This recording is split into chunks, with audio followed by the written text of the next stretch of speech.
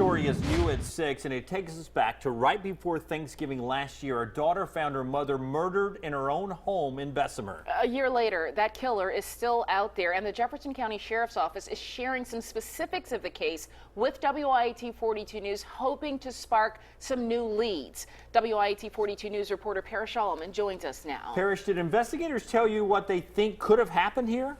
Jim, they did. Investigators tell me that they have been looking into a lot of people, but based on some of the things that happened that same day, they think this could have been a burglary or a robbery gone wrong.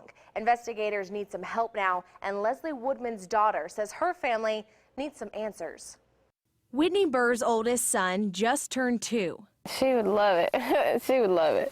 Whitney says the one person who would really love to handle this handful, her mom. Him talking, she would love that. Him being able to run around, tell you what he wants. 3 days before her son Carson's first birthday, Whitney stopped by her mom's house. She found her in her bedroom. I went in there and I seen her, and all I could do was hit the ground. I couldn't breathe, couldn't move. More than a year later, investigators are still trying to figure out who killed Leslie Woodman. Here's what they know. She was last seen alive 8 a.m. November 10th, 2014 by her boyfriend, but he's not a suspect.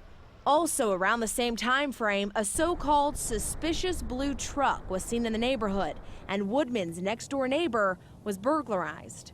His house was burglarized. There's nobody around it to see it, and then her house is broken into and she's found dead.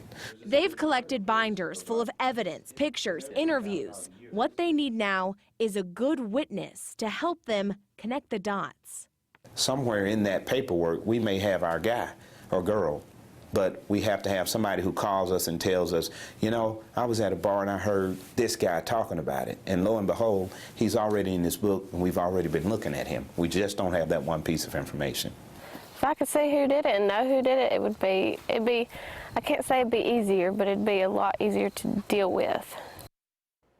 Investigators say what they really need is someone with information that could point them to the killer. Call them at the criminal division. That number is 481-4210. You don't have to give your name, and if you give them the right information, you could get up to a $10,000 reward. Live in the studio, Parrish Solomon, WIAT 42 News, coverage you can count on.